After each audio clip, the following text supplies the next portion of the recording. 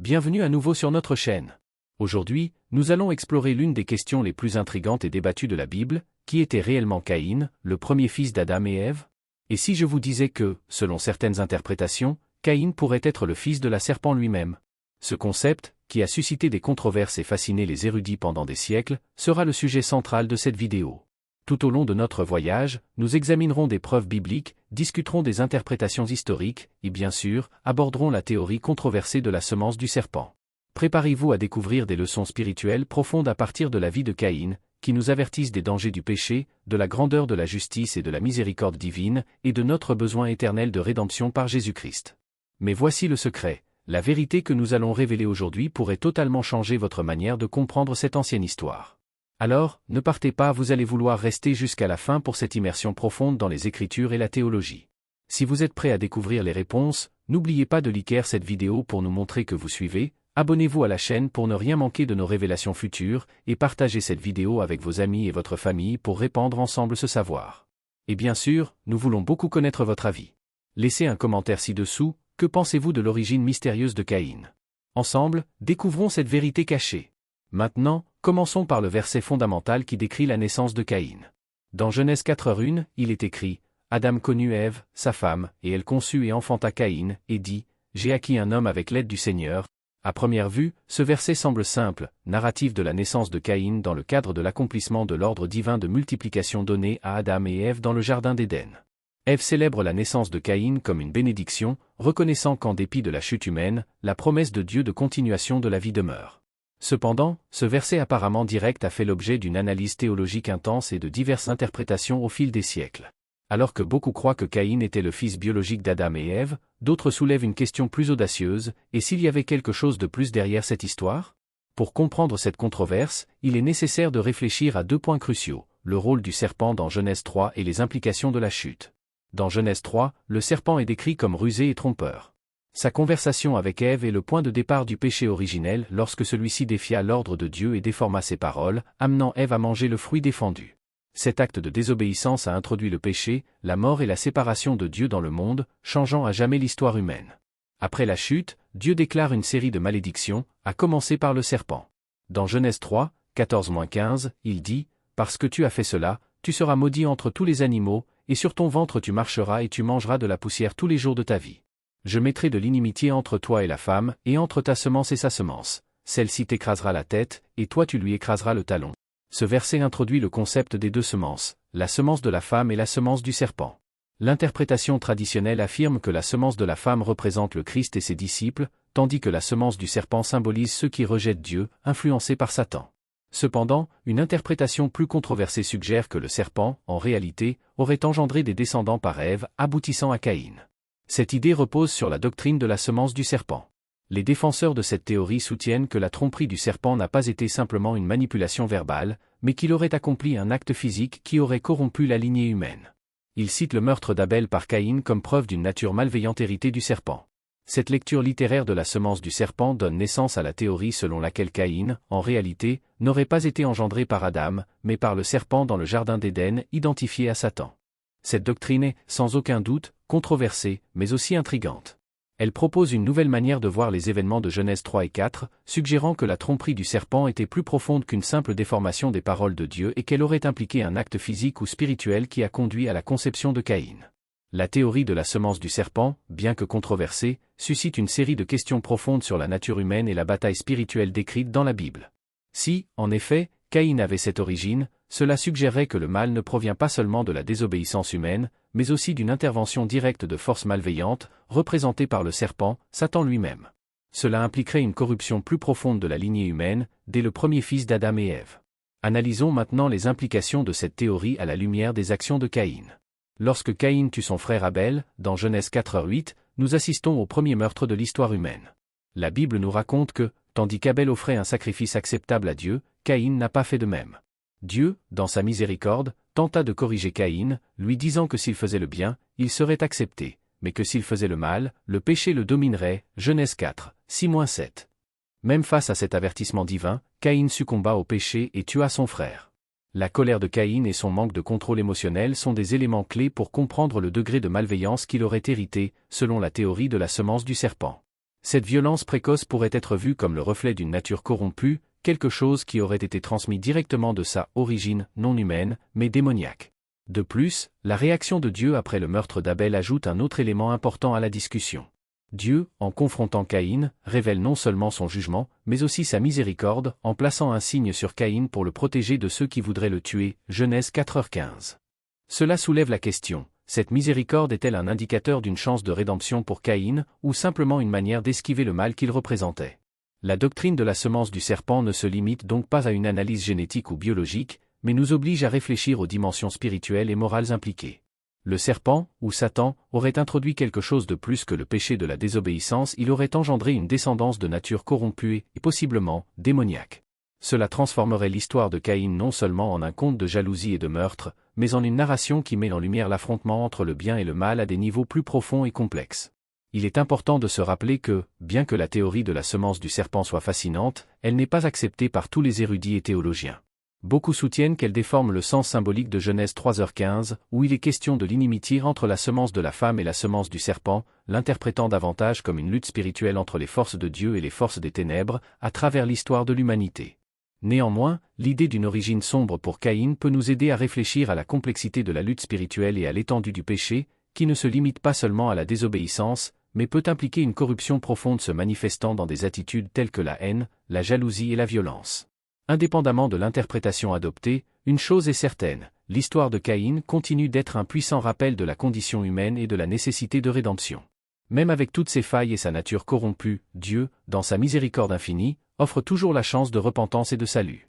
Et c'est par Jésus-Christ, la semence promise de la femme, que nous trouvons l'espoir de vaincre le mal et de restaurer la relation avec Dieu. Maintenant que vous avez une vision plus approfondie de la théorie de la semence du serpent et des implications de la vie de Caïn, nous aimerions savoir ce que vous en pensez. Pensez-vous que Caïn pourrait effectivement avoir une origine différente de celle que la majorité des chrétiens croient? Comment cette interprétation impacte-t-elle votre compréhension du péché et du salut?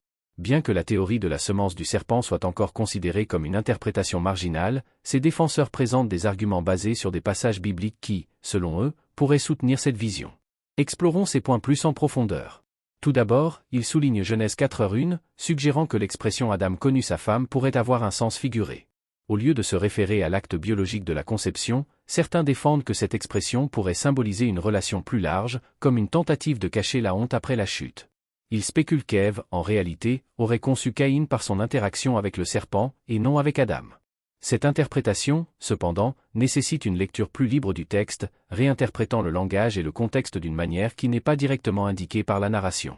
Les interprétations traditionnelles comprennent connu en hébreu comme une référence claire à l'intimité conjugale. Ensuite, les défenseurs de cette théorie soulignent le comportement de Caïn comme preuve de sa nature pécheresse. Dans Genèse 4h8, Caïn commet le premier homicide enregistré dans la Bible, tuant son frère Abel. Ils affirment que l'action de Caïn, motivée par la jalousie, la rébellion et le défi, reflète une malice inhérente, qui pourrait avoir des racines dans son origine, associée au serpent. Le verset de Genèse 4h7, où Dieu dit à Caïn que le péché est à la porte, et qu'il doit dominer le désir maléfique, est interprété comme une confirmation de cette connexion spirituelle avec le mal. Pour les défenseurs de la théorie, cette tendance pécheresse profonde serait plus cohérente avec une lignée liée à Satan qu'avec celle d'Adam. Enfin, certains citent Jean 8h44, où Jésus parle aux pharisiens, « Vous êtes de votre père le diable, et vous voulez accomplir les désirs de votre père. Il a été homicideur dès le commencement, et il ne demeure pas dans la vérité, car il n'y a pas de vérité en lui. » Ils établissent une association entre la description de Jésus de Satan comme homicideur et le fait que Caïn ait tué Abel. Pour eux, cela suggère que Caïn serait un descendant direct de Satan, faisant de lui le premier membre de la semence du serpent. Cependant, la majorité des théologiens interprètent ce passage de manière spirituelle, non littérale. Lorsque Jésus se réfère au Père comme étant le diable, il compare les actions des pharisiens à la nature de Satan, dans un sens moral et spirituel, non biologique. Malgré les arguments avancés, la doctrine de la semence du serpent n'est pas largement acceptée parmi les chrétiens traditionnels. La plupart des érudits considèrent ces idées comme spéculatives, sans base suffisante dans les Écritures. Examinons maintenant les raisons de ce manque d'acceptation. La Bible fournit des preuves substantielles qui contredisent directement la doctrine de la semence du serpent. Bien que la théorie suggère que Caïn était le fils biologique du serpent et d'Ève, les Écritures affirment constamment que Caïn était le fils d'Adam et d'Ève, et que ses actions étaient le résultat du péché hérité par l'humanité, et non d'une lignée alternative. Examinons ces points plus en détail. Une généalogie claire. Dans le chapitre 5 de la Genèse, verset 3, nous lisons qu'Adam, ayant vécu 130 ans, engendra un fils à son image, qu'il appela Seth. Bien que ce verset se réfère spécifiquement à Seth, il établit un précédent pour comprendre la généalogie présentée dans les Écritures. Il affirme qu'Adam engendra ses fils à son image, ce qui s'accorde avec le récit de Caïn et Abel comme les premiers enfants d'Adam. La Bible ne mentionne aucune autre lignée pour Caïn. En fait, Genèse chapitre 4 déclare clairement qu'Adam et Ève étaient les parents de Caïn et Abel. Les registres généalogiques dans la Genèse et d'autres parties des Écritures ne font pas de distinction entre Caïn et Seth comme provenant de lignées différentes. De plus, les généalogies bibliques tracent systématiquement toute l'humanité jusqu'à Adam, comme le montre Acte 17h26. 2. Reconnaissance par Ève du rôle de Dieu. Dans Genèse 4h1, nous lisons les mots d'Ève après la naissance de Caïn. « J'ai acquis un homme avec l'aide du Seigneur ». Cette déclaration a une signification théologique profonde. Ève reconnaît explicitement l'intervention de Dieu dans la conception et la naissance de Caïn. Si Caïn avait été descendant du serpent, il serait très improbable qu'Ève attribue sa naissance à l'aide de Dieu. Les mots d'Ève reflètent sa compréhension de Dieu en tant que créateur et soutien de la vie. 3. La nature pécheresse est universelle. La doctrine de la semence du serpent suggère que le comportement pécheur de Caïn était le résultat de sa prétendue lignée du serpent. Cependant, la Bible enseigne que le péché est une condition universelle héritée d'Adam, et non une caractéristique spécifique à Caïn. Romains 5h12 explique que le péché est entré dans le monde par un homme, et par le péché la mort, et ainsi la mort est passée à tous les hommes, car tous ont péché. 4. Cohérence avec la doctrine du péché originel. L'idée que toute l'humanité descend d'Adam est centrale dans la doctrine du péché originel. 1 Corinthiens 15h22 dit, « Car comme en Adam tous meurent, de même en Christ tous vivront. » Si Caïn ne descendait pas d'Adam, cela minerait l'universalité du péché originel et la nécessité de l'œuvre rédemptrice du Christ. 5. La nature spirituelle de la semence du serpent. L'idée de la semence du serpent dans Genèse 3h15 est généralement comprise comme une métaphore spirituelle plutôt qu'une lignée biologique littérale. L'inimitié entre la semence de la femme et la semence du serpent représente le combat spirituel continu entre les forces du bien et du mal. Cela est soutenu par des passages comme Éphésiens 6h12. Les registres généalogiques, la reconnaissance par Ève du rôle de Dieu dans la naissance de Caïn et l'universalité du péché confirment cette vérité. La doctrine de la semence du serpent, bien qu'intrigante pour certains, manque de soutien biblique et contredit des principes théologiques fondamentaux. Au lieu de spéculer sur des origines alternatives, les Écritures nous invitent à nous concentrer sur les leçons spirituelles de l'histoire de Caïn, le pouvoir destructeur du péché, l'importance de la responsabilité personnelle et la nécessité de la rédemption par Jésus-Christ. Comme Romains 5h19 nous le rappelle, car de même que par la désobéissance d'un homme beaucoup ont été rendus pécheurs, de même par l'obéissance d'un seul, beaucoup seront rendus justes. L'histoire de Caïn n'est pas une question de lignée séparée, mais d'une humanité partagée dans le besoin de la grâce de Dieu. La théorie de la semence du serpent a gagné en popularité dans les traditions gnostiques et ésotériques, mais ces idées entrent en conflit avec la narration biblique qui dépeint le serpent comme un trompeur. L'histoire de Caïn est un rappel du pouvoir destructeur du péché et du pouvoir transformateur de la grâce de Dieu.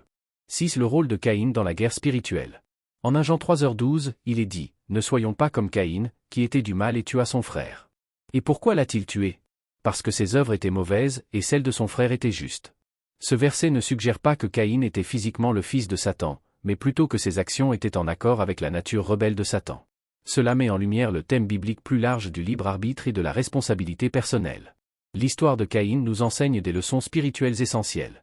7. Le danger de la jalousie et du péché.